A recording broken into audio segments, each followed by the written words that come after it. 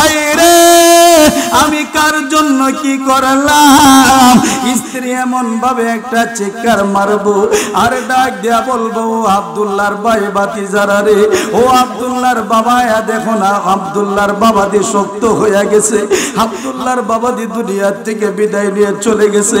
ওই স্ত্রীর চিল্লি শুনিয়া পাশের ঘরে আত্মীয় স্বজনরা দৌড়ায় আসবে, আইসা আপনি আমাদের লাশটারে দেখবে, সবাই বলবে খাট থেকে লামাও, খাট থেকে লামাও। খাট থেকে লামাইয়া নিচে তল পাটনি বিছানাটা বিছাইয়া মাথার নিচে আর বালিশ দিবে না রে ভাই, মাথার নিচে আর পিঠের নিচে আর জাজিম দিবে না। 50,000 60,000 টাকার খাটের মধ্যে আমারে রাখবে না। যদি সমাজের মানুষ ডাক দিয়া বলে, আব্দুল্লাহর মা, তোমার স্বামীর সাথে তুমি 30 বছর কাটাইলা, তোমার স্বামীর সাথে তুমি 40টা বছর কাটাইছো, রাত্র 3টা বাজে 5টা বাজে ফজরের আজান হয়ে যাবে, 2টা ঘন্টা সময় তোমার স্বামীর সাথে খাটাও। ওই সময় ডাক দেয়া বলবে, আমি পারবো না, পারবো না, পারবো না। কেন তুমি পারবা না? 40 বছর না কাটাইলা? আমার ভয় লাগে, ভয় লাগে, আমি পারবো না। হাই রে, আমি কার জন্য কি করলাম। আমি দুনিয়া থাকার পরে আমার স্ত্রী পর হয়ে গেল, মাত্র 2টা ঘন্টা সময় আবার স্ত্রী আবার কাছে থাকবে না। সবাই আমার স্ত্রীর যদি ডাক দিয়া বলে, 2টা ঘন্টা সময় তোমার স্বামীরে তুমি একলা একলা পারা দেও, স্ত্রী বলবে আমার দ্বারা সম্ভব না, আমি পারবো না। তাহলে যে স্ত্রীর 40 বছর কাটাইলাম, আমার স্ত্রী যে আমার পর হয়ে গেল দুনিয়া থাকার পরে, তারপরে দেখা যায় সকালবেলা যখন হয়ে যাবে, মানুষ কাফনের কাপড় কেনার জন্য দৌড়াইয়া মাধবপুর যাবে, কেউ যাবে কাফনের কাপড় আনার জন্য, আবার কেউ যাবে বাঁশের জারের বাঁশ কাটার জন্য, আবার কেউ যাবে খবর খোদার জন্য, আবার কেউ পাগল হয়ে যাবে পানি গরম করার জন্য। এমন একটা সময় রে বাবা, আপনি আমাদের সামনে আছে কিনা নাই? বন্ধুরা রে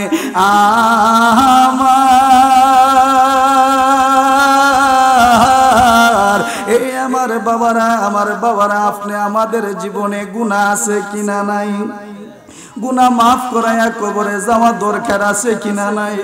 বন্ধুরে মাগো, এখনো বুঝি দুনিয়ার কাজের সময়টা বুঝি আপনার শেষ হইল না গো মা। যেই ঘরের মধ্যে আপনি লাল শাড়ি পইরা ঘরে প্রবেশ করেছেন গো মা, এমন একটা দিন আসবে আপনি সাদা কাপড় পরে ওই বাড়ি থেকে বের হবেন। এই আমার মুরব্বি বাবারা গো, দেখতে দেখতে 50টা বছর হয়ে গেল, দেখতে দেখতে আমার দাড়িটা কোন দিক দিয়ে পাইকা গেল আমি বলতে পারি না, কোন দিক দিয়ে আমার মাথার চুলটা সাদা হয়ে গেল বলতে পারি না, কোন দিক দিয়ে আমার দাঁতটা পড়ে গেল আমি বলতে পারি না। প্রতিদিন আয়নার সামনে যাইয়া নিজের চেহারাটা উপস্থাপনা করি, প্রতিদিন নিজের আয়নার সামনে যায় নিজের চেহারাটার দিকে তাকাই, যত তাকাই ততই সুন্দর লাগে। আমি যদি কুচ্ছি কালাও হই রে বাবা, কিন্তু নিজের চেহারাটা যখন নিজে আয়নার সামনে প্রেজেন্ট করে দেই, তখন নিজের কাছে হেসে বড় সুন্দরী আর কেউ মনে হয় না। বন্ধুরে বন্ধুরে বন্ধুরে, দেখতে দেখতে 70টা বছর চলে গেল। রাত্রের বেলা যখন ঘুমাইয়া যায়, শরীরের শক্তি ইন হয়ে গেছে, শরীরে আর দেই না মাঠে গিয়া কাজ করতে পারি না, শরীরে আর দেই না নিজের বিবি বাচ্চারে পরিপূর্ণ সময় দিতে পারি না, নিজের শক্তি আর দেই না মাঠে যাইয়া কাজ করতে পারি না, নিজের শরীরে আর দেই না ব্যবসা বাণিজ্য করতে পারি না। বন্ধুরা রে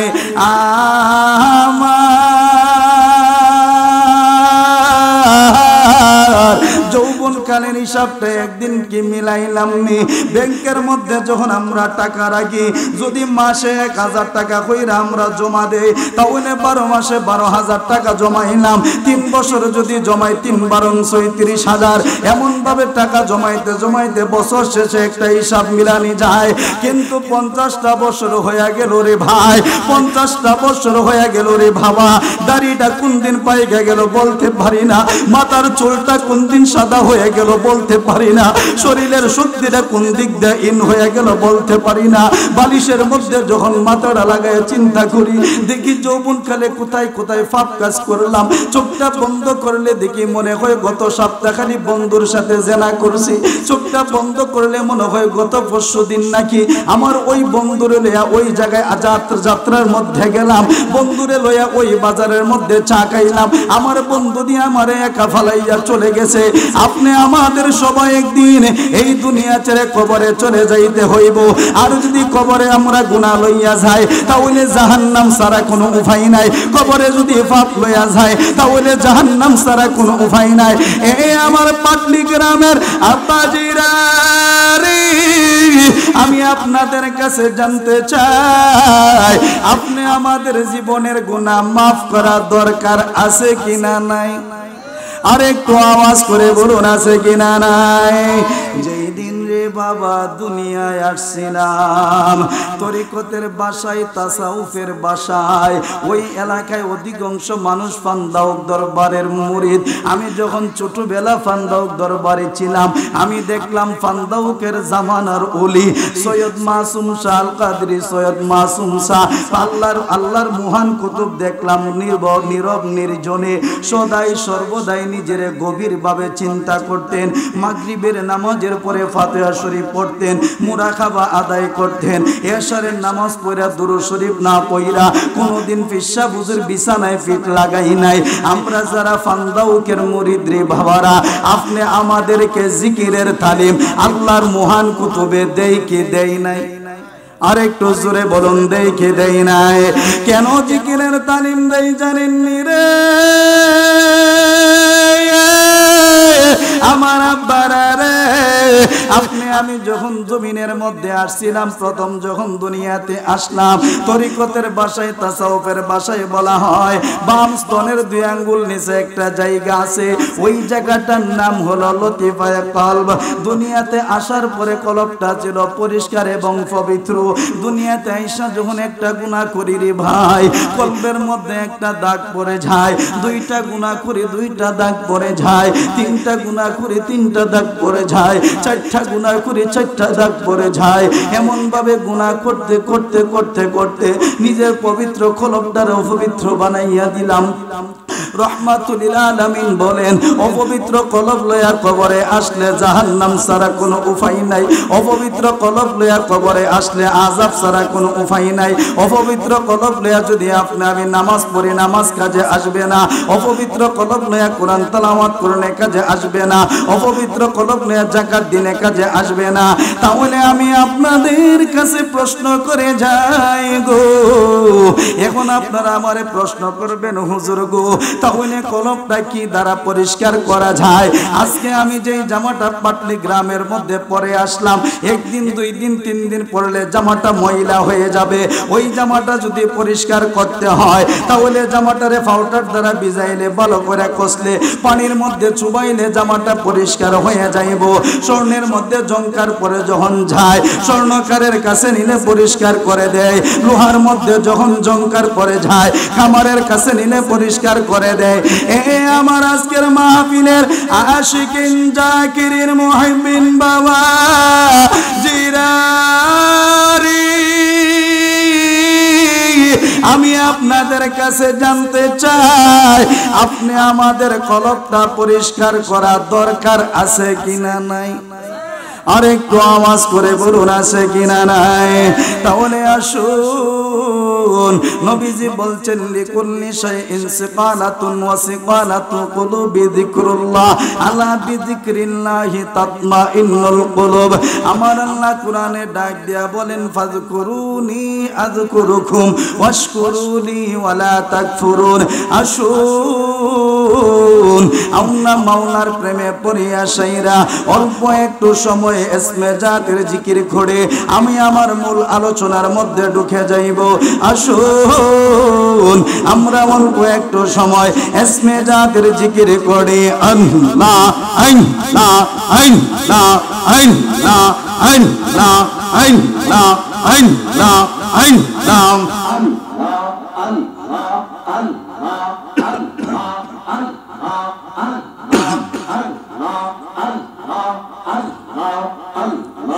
अपने पंजा तन को नबी अपने पंजा तो भगवान नबी अपने पंजा तो गन मरहबा अपने पंजा तन को नबी अपने पंजा तो भगवान नबी अपने पंजा तो गन अल्लाह अल्लाह अल्लाह अल्लाह अल्लाह अल्लाह আসমান জমিন চন্দ্র সূর্য নাহসে লৌহ কওয়ান আসমান জমিন চন্দ্র সূর্য নাহসে লৌহ কওয়ান পাঞ্জাতুনির নূর হইতে পাঞ্জাতুনির নূর হইতে করিল সে জওয়ান नबी अपने पंजा तो गन मरहबा अल्लाह अल्लाह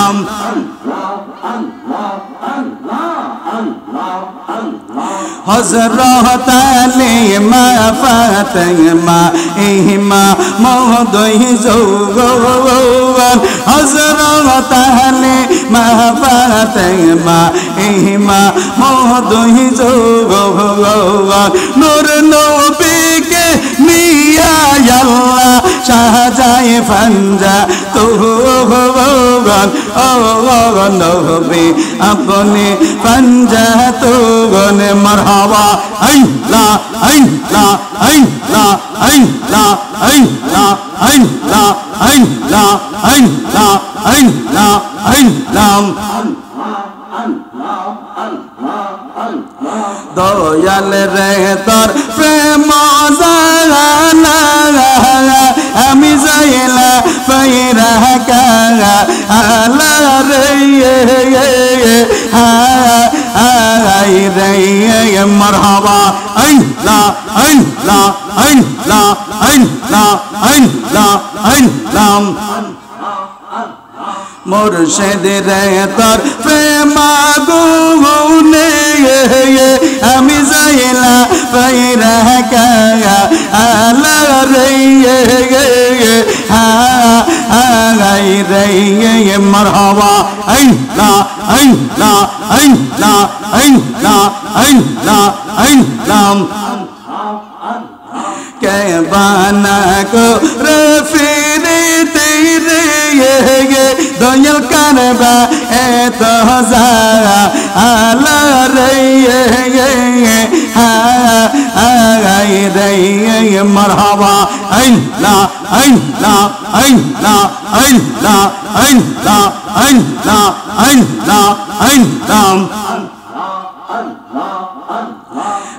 तो बाला बादशाह मुर्शिद रे दयाल की मैंने बोला रो होइली रे आई रे मरहबा अल्लाह अल्लाह अल्लाह अल्लाह अल्लाह ला इलाहा इल्लल्लाह मुहम्मदुर रसूलुल्लाह सल्लल्लाहु ताला अलैहि वसल्लम ए আমার বাজিরা গো আপনি আমাদের একদিন কবরে যাওয়া লাগবে কি লাগবে না আল্লাহর কোরআনে বলে কুল্লু নাফসিন যায়কাতুল মাউত মৃত্যুর সময়টা সবার জন্য অপেক্ষা করতেছে রে ভাই সবাই একদিন মৃত্যুর বেলা চাকতে হবে সবাই জানি মৌতের কথা কিন্তু মৌতের জন্য আমরা তো তৈরি হতে পারলাম না কবরে আমরা কি নিয়ে যাইব আমরা মনে করে আমার ছেলে বুঝি আপন আমরা মনে করে আমাদের মেয়ে বুঝি আপন আমরা মনে করে আমার স্ত্রী বুঝি আপন না না রে বাবা না।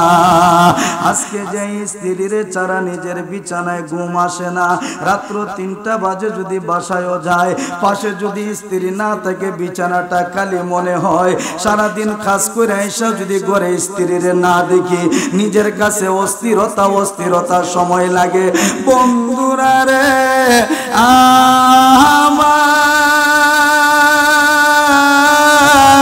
আমার স্ত্রী আমার আপন হবে না। মনে করেন আজকের রাত্র 3টা বাজে আপনি মারা গেলেন, মারা যাওয়ার পরে আপনার স্ত্রী যদি বুঝতে পারে আপনি মারা গেছেন, আপনার স্ত্রী আপনার বুকের উপরে হাত দিব, হাত দিয়া দেখবো আপনার বুকের মধ্যে শ্বাস নিঃশ্বাসটা আর লড়ে না। আপনার মাথার উপরে হাত দিয়া দেখবো মাথার রগগুলা আর লড়ে না। নিজের নাকের সামনে হাতটা নিয়ে দেখবো আর শ্বাস নেই না। আস্তে আস্তে শরীরের মধ্যে ধাক্কা দিব, দেখবো শরীরটা শক্ত হয়ে গেছে। হায় রে আমি কার জন্য কি করলাম। স্ত্রী এমন ভাবে একটা চিৎকার মারবো আর ডাক দিয়া বলবো, আব্দুল্লাহর ভাই ভাতিজারা রে, ও আব্দুল্লাহর বাবা, দেখো না আব্দুল্লাহর বাবাদি শক্ত হয়ে গেছে, আব্দুল্লাহর বাবাদি দুনিয়ার থেকে বিদায় নিয়ে চলে গেছে। ওই স্ত্রীর চিল্লি শুনিয়া পাশের ঘরে আত্মীয় স্বজনরা দৌড়ায় আসবে, আইসা আপনি আমাদের লাশটারে দেখবে। সবাই বলবে খাট থেকে লামাও, খাট থেকে লামাও। খাট থেকে লামাইয়া নিচে তল পাটনি বিছানাটা বিছাইয়া মাথার নিচে আর বালিশ দিবে না রে ভাই, মাথার নিচে আর পিঠের নিচে আর জাজিম দিবে না। 50,000 60,000 টাকার খাটের মধ্যে আমারে রাখবে না। যদি সমাজের মানুষ ডাক দিয়া বলে, আব্দুল্লাহর মা তোমার স্বামীর সাথে তুমি 30 বছর কাটাইলা, তোমার স্বামীর সাথে তুমি 40টা বছর কাটাইছো, রাত্র 3টা বাজে 5টা বাজে ফজরের আজান হয়ে যাবে, 2টা ঘন্টার সময় তোমার স্বামীর সাথে খাটাও। ওই সময় ডাক দেয়া বলবে, আমি পারবো না পারবো না পারবো না। কেন তুমি পারবা না? 40 বছর না কাটাইলা? আমার বই লাগে বই লাগে, আমি পারবো না। হাই রে আমি কার জন্য কি করলাম। আমি দুনিয়া থাকার পরে আমার স্ত্রী পর হয়ে গেল, মাত্র 2টা ঘন্টা সময় আবার স্ত্রী আবার কাছে থাকবে না। সবাই আমার স্ত্রীর যদি ডাক দিয়া বলে, 2টা ঘন্টা সময় তোমার স্বামীরে তুমি একলা একলা পারা দেও, স্ত্রী বলবে আমার দ্বারা সম্ভব না, আমি পারবো না। তাহলে যে স্ত্রীর 40 বছর কাটাইলাম, আমার স্ত্রী যে আমার পর হয়ে গেল দুনিয়া থাকার পরে, তারপরে দেখা যায় সকালবেলা যখন হয়ে যাবে, মানুষ কাফনের কাপড় কেনার জন্য দৌড়াইয়া মাধবপুর যাবে, কেউ যাবে কাফনের কাপড় আনার জন্য, আবার কেউ যাবে বাঁশের জারের বাঁশ কাটার জন্য, আবার কেউ যাবে খবর খোদার জন্য, আবার কেউ পাগল হয়ে যাবে পানি গরম করার জন্য। এমন একটা সময় রে বাবা, আপনি আমাদের সামনে আছে কিনা নাই? আর একটু আসতে বলুন, আছে কিনা নাই? বন্ধুরা রে আমার, আজরাইলে যখন আপনার আমার রূহটা নেওয়ার জন্য আসবে, অনেক সময় দেখা যায় মানুষ সাকরাতের মধ্যে পড়ে রইছে, তার মুখের মধ্যে চামচ দিয়ে পানি দেই, পানিটা ভিতরে নিতে পারে না, গলার কণ্ঠনালীর মধ্যে গিয়ে আটকে যায়, ঘর ঘর শব্দ ধরে। আমরা সবাই বলি মানুষটা সাকরাতের বিছানায় পড়ে আছে, কিন্তু না রে, আমার যদি 3টা 4টা সন্তান থাকে, আমি মারা যাওয়ার পরে আমার টাকার ভাগ নেওয়ার জন্য পাগল হয়ে যাবে, আমার সম্পত্তির ভাগ নেওয়ার জন্য পাগল হয়ে যাবে। কিন্তু আজরাইলে আইসাতে আমার মৃত্যুর দাওটা দিল, আমার শরীরে যে তুফান শুরু হয়েছে, আমার যে কষ্টটা মৃত্যুর সাকরাতের মধ্যে শুরু হয়েছে, ওই কষ্টের ভাগটা কোনো সন্তানে নিতে চাই না, ওই কষ্টের ভাগটা নিজের স্ত্রীও নিতে চাই না। আমি কার জন্য কি করলাম?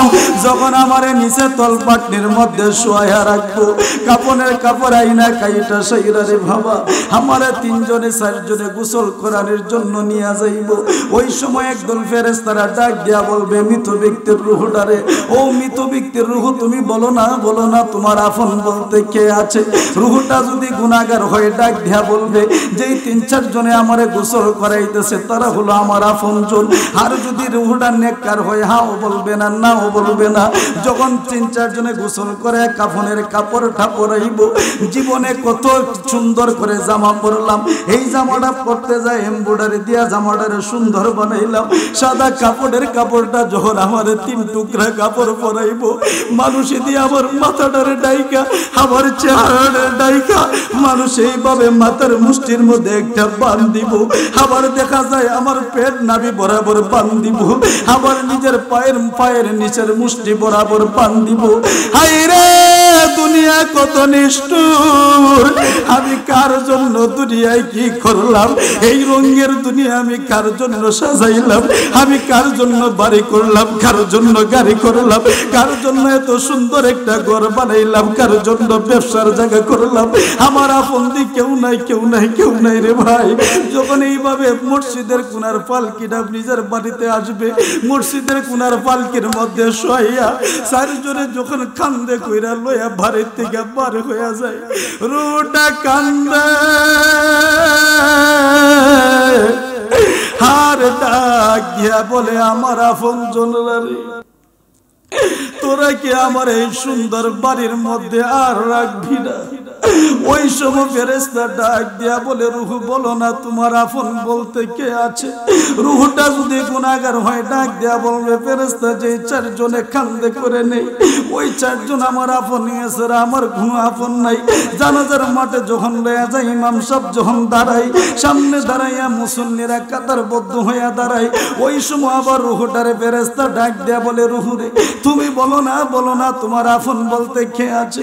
রূহটা যদি গুনাহগার হয় ডাক দেয়া বলবে, দেখো না কতগুলা মানুষ আমার জন্য তারা কাতারবদ্ধ হইয়া দাঁড়াইছে, তারা ছাড়া আমার দুনিয়ায় আপন বলতে কেউ নাই। সেই মাত্র রে বাবারা জানাজার নামাজটা শেষ হইয়া যাইব, অনেক বন্ধুরা কবর পর্যন্ত যায় না। যদি ডাক দেয়া বলে কেন যাও না? আমার ব্যবসার দোকানটা বন্ধ হয়ে আসছে, তাড়াতাড়ি যাইয়া দোকানটারে খুলতে হবে। আবার যদি ডাক দেয়া বলি, বাবা তুমি কেন যাও না? আমি গরুটা বন্ধের মধ্যে দিয়ে আসছি, গিয়ে আনতে হবে। আমি তাদের সাথে 60টা বছর খাটাইলাম, সবাই আমার কবরের পারে যাই না। নিজের নিকটবর্তী আত্মীয় স্বজনরা কবরে যায়, কবরের যখন আপনাকে আমাকে কবরের কাছে নেই, 3 লামায়া কবরের পাশে রাইকা সবাই বলে লাশটারে ধরো, লাশটারে ধরো। 3টা মানুষ কবরের মধ্যে নামে, নিকটবর্তী আত্মীয় স্বজন লাশটারে ধরে আর বলে, মিনহা খলাকনাকুম ওয়া ফিহা নুঈদুকুম ওয়া মিনহা নুখরিজুকুম তারাতান উখরা। লাশটারে দইরা যখন এইভাবে লাশটারে ধরে, ওই সময় ফেরেশতা ডাক দিয়া বলে, রূহরে তুমি বলো না তোমার আপন বলতে কে আছে? রূহটা যদি গুনাহগার হয় রে বারা, ওই সময় একটা ডাক দিয়া বলে, ফেরেশতারা রে, যেই 3টা মানুষ আমার কবরে নামছে, তারা ছাড়া আমার আপন বলতে কেউ নাই। জবানটা খুলে কি কবরের বই একবার বলা যাবে না? আল্লাহু আকবার। আর একটু জোরে বলুন না, ইয়া রাসূলুল্লাহ। বন্ধুরা রে আমার, যেই মাত্র 3টা মানুষ কবরের লাশটারে শোয়ায়, ফেরেশতারা ডাক দিয়া বলে, বলো না আপন বলতে কে আছে? রূহটা যদি গুনাহগার হয় ডাক দিয়া বলে, যে 3টা মানুষ আমার ঘরের কবরে নামছে, তারা আমার আপনজন। দেখা যায় লাশটারে যখন মাটির মধ্যে থই, ওই সময় বলে বিসমিল্লাহি ওয়া আলা মিল্লাতি রাসূলিল্লাহ। আপনাদের এলাকায় এই দোয়াটা পড়ে কি পড়ে না? আর একটু জবান খুলে বলুন পড়ে কিনা? বন্ধুরা রে আমার, যেই মাত্র বিসমিল্লাহি ওয়া আলা মিল্লাতি রাসূলিল্লাহ বলে মৃত ব্যক্তির কবরে রাখে, লাশটারে রাখার পরে সবাই বলে, বাঁশের চাটুনি দেও, তাড়াতাড়ি চাটুনি দেও। চাটুনি দিয়া কবরটারে অন্ধকার বানাই। দেখা যায় একজন লাভ দিয়া উঠে যায়। ওই সময় রুহুটা মনে করে যে দুইজন আছে, তারা মনে আমার সাথে খবরের মধ্যে থাকবো। অল্প একটু পরে দেখা যায় আরেকটা মানুষ উঠা যায়। শেষ বেলা মনে করে যে একটা মানুষ আছে, ওই মানুষটা মনে আমার সাথে খবর থাকবো রে বাবা। যেই মাত্র রে বাবারা আমি আপনার কবরের আলোচনাটা কেমনে বুঝাই রে, হাই রে এই দিনটা বুঝি আমার সামনে আছে রে। যেই মাত্র তিনটা মানুষ উইটার শেষের মানুষটা লাভ দেয়, লাভ দেওয়ার পরে এমন ভাবে রুহটা কান্দে আর ডাক দিয়া বলে আমি ভাবছিলাম তোমরা তিনজন থাকবা, এখন দেখা যায় কেউ নাই, কেউ নাই, একা একা আমি কবরে থাকবো। একা একা যখন তারে কবরে রাইকা তার মাথার নিচে যখন প্রথম কুবের মাটিটা দিয়া কেবলামুখী করিয়া বানগুলা কুলিয়া দিয়া লাভ দিয়া একজন একজন করে তিনজন উঠে যায়। হাই রে দুনিয়া দুনিয়া দুনিয়া কার জন্য আমি কি করলাম? মানুষ কত নিষ্ঠুর, সন্তান করো নিষ্ঠুর, আত্মীয় স্বজনরা কত নিষ্ঠুর, আমারে দিয়ে একা ফালাইয়া সবাই চলে যায়। বাঁশের চাটুনি দিয়ে আমার কবরটারে অন্ধকার বানায়, তারপরও দুনিয়ার মানুষের সাহায্য যায় না রে। হাই রে আমি আপনারে কোন ভাষায় কবরের আলোচনাটা বুঝাইতে পারবো রে বাবা, কারণ চিঠি চলে আসছে, অল্প সময়ের ভিতরে আমি কথাগুলা শেষ করতে হবে। এই জন্য আমি তাড়াহুড়া কইরা ধরতেছি। যখন মানুষ উঠে আসে এরা বাঁশ দেয়া কবরটারে অন্ধকার করে দেয়, তারপরে দুনিয়ার মানুষের কোনো সাথ যায় না। ওই বাঁশের উপরে আরো চাটি দিয়া দাড়ি দিয়া অথবা খোলা পাতা দিয়া আরো অন্ধকার করে দেয় রে বাবা। তারপর দুনিয়ার মানুষের সাথ যায় না। ওই কবরের উপরে হাজার হাজার হাজার হাজার মন মাটি দিয়া ওই কবরে দুনিয়ার কোনো আলো বাতাস যেন না যায়। ওই কবরে তারে এমন ভাবে অন্ধকার করে দেয়, অন্ধকার করে দেয়। সবাই ডাক দিয়া বলে কবর স্যার, কবর স্যার, কবর স্যার। সবাই দিয়ে আমার একা ফালাইয়া সবাই চলে আসে। 40 কদম আইসা বলে তার জন্য একটু দোয়া কর। সবাই কান্নাকাটি করতে করতে বাড়িতে চলে যায়। হাই রে দুনিয়া কত নিষ্ঠুর, যাদের জন্য আমি এত কষ্ট করলাম, যাদের জন্য মাথার গাম ফাও ফালাইলাম, যাদের জন্য বাড়ি সাজাইলাম, ব্যবসা সাজাইলাম, সব কিছু করলাম, সবাই আমার একা কবরে রাইখা কেমনে রে মানুষ চলে যায়। এই দুনিয়াটা তো টাকার জায়গা না, এই দুনিয়াতে আপনি টাকার জন্য আসি নাই রে ভাই। আমরা একদিন সবাই কবরে চলে যাব। ওই কবরের খবর আপনি আমাদের নেওয়া দরকার আছে কিনা নাই? বলুন ইয়া রাসূলুল্লাহ, ইয়া হাবিবাল্লাহ, ইয়া রাসূলুল্লাহ। আরেকটু জবান করে বলি ইয়া ওলি আল্লাহ। সবাই একটা তাকবীর দিই, নারায়ে তাকবীর, নারায়ে রিসালাত, আহলে সুন্নাত ওয়াল জামাত, আহলে সুন্নাত ওয়াল জামাত।